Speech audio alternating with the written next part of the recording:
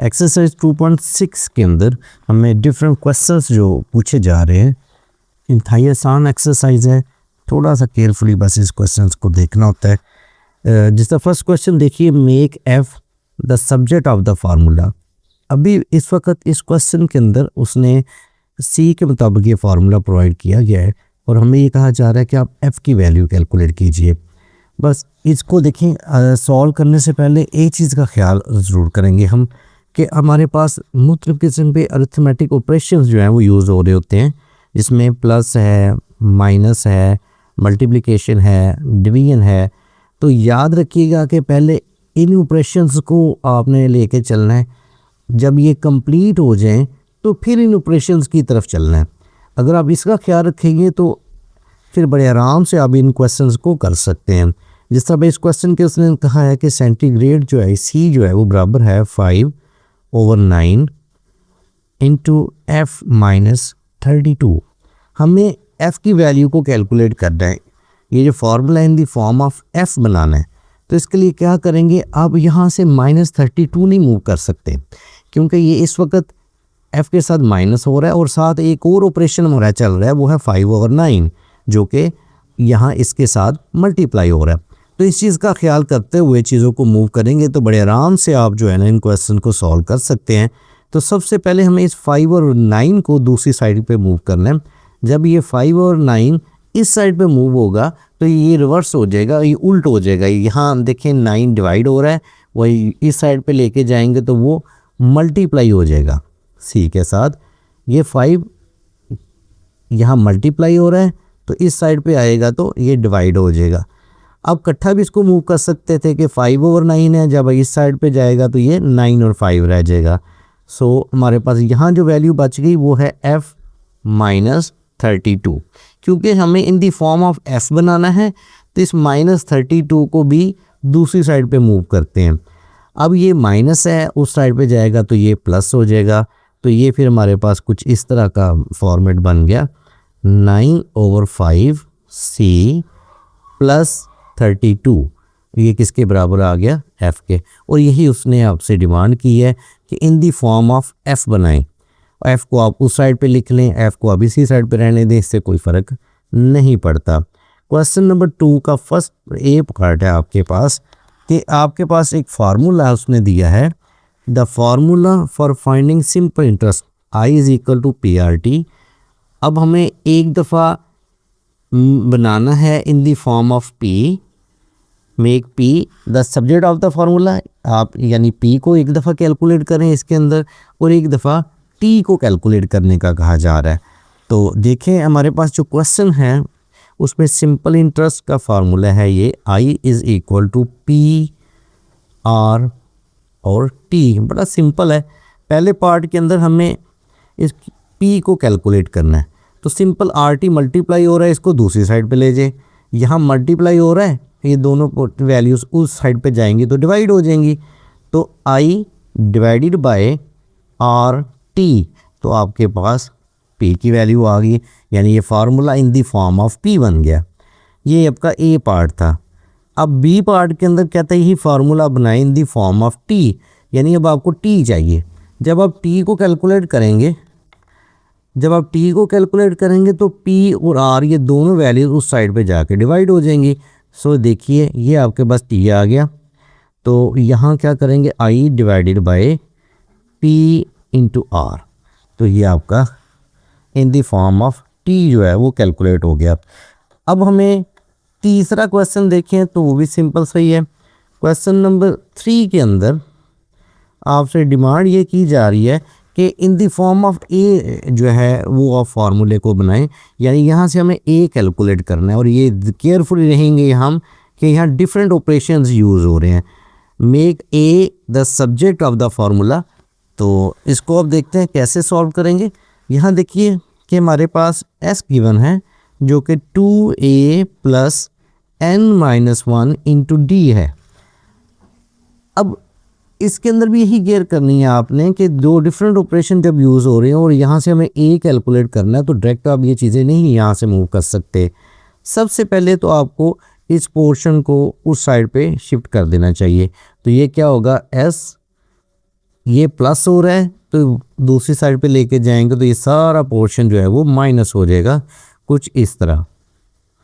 अब हमारे पास क्या बच गया 2a, जबकि हमें a की वैल्यू चाहिए तो 2 को भी दूसरी साइड पे शिफ्ट कर दें।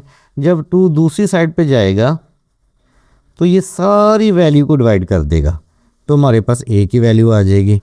और यही वो आपसे डिमांड की जा रही थी कि आप इस क्वेश्चन को, इस फार्मूले को बनाएं in the form of a, तो ये आपने बना दिया।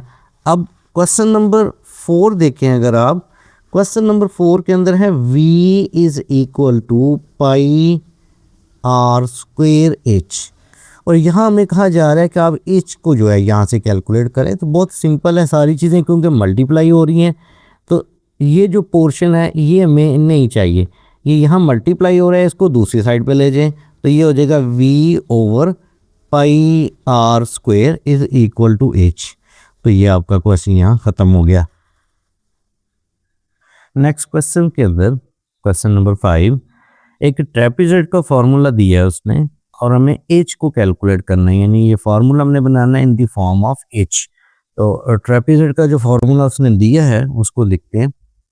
यहाँ है कि a is equal to 1/2 h b1 plus b2।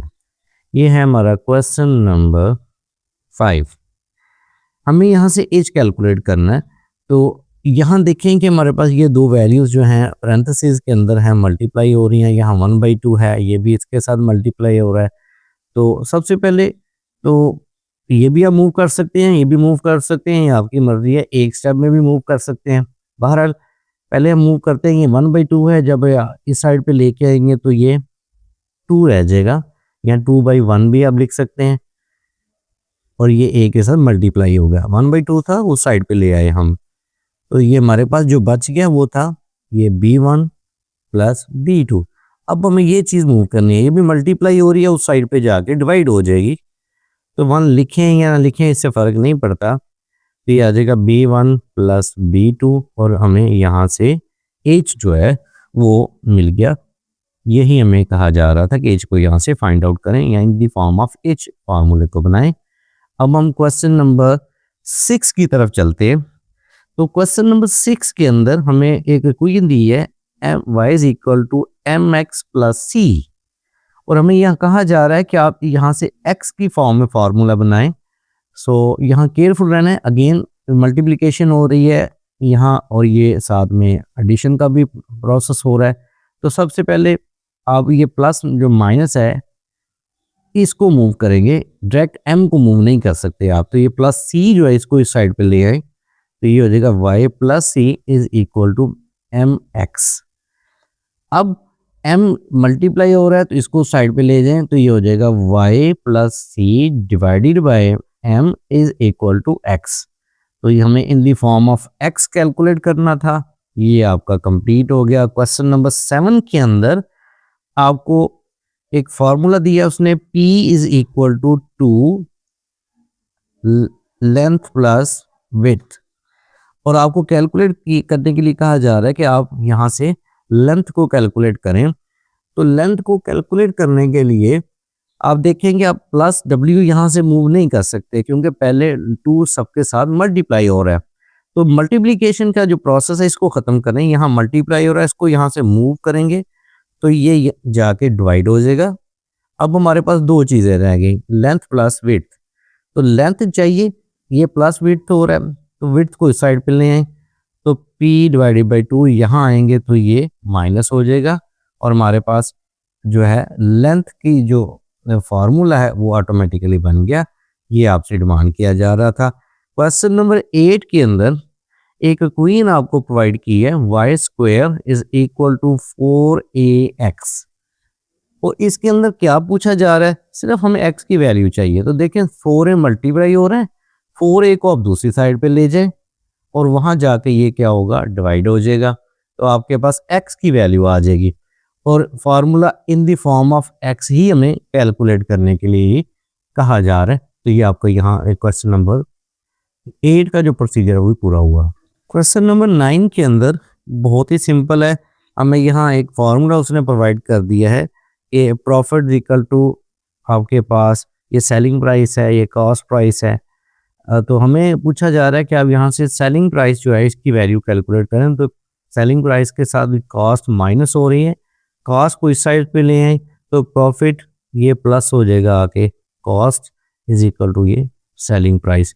और यही आपसे वो डिमांड कर रहा है। क्वेश्चन नंबर 10 जो कि लास्ट क्वेश्चन है इस एक्सरसाइज का, यहाँ V का वॉल्यूम का एक फार्मूला उसने दिया है 1/3 पाई आर स्क्वायर H, और आपको कहा जा रहा है कि आप in the form of H इसको बनाएं। सो देखें यहाँ 1/3 है, इस साइड पे मूव करें तो ये आपका बन गया 3V pi r square H। हमें H का चाहिए तो ये दोनों चीज़ें मल्टीप्लाई हो रही हैं, इनको उस साइड पे ले जाए। तो जब इस साइड पे लेके आएंगे इक्वल की तो ये डिवाइड हो जाएंगे। सो ये आपका H आ गया। इसके साथ आपकी एक्सरसाइज जो है वो 2.6 जो है वो कंप्लीट हुई।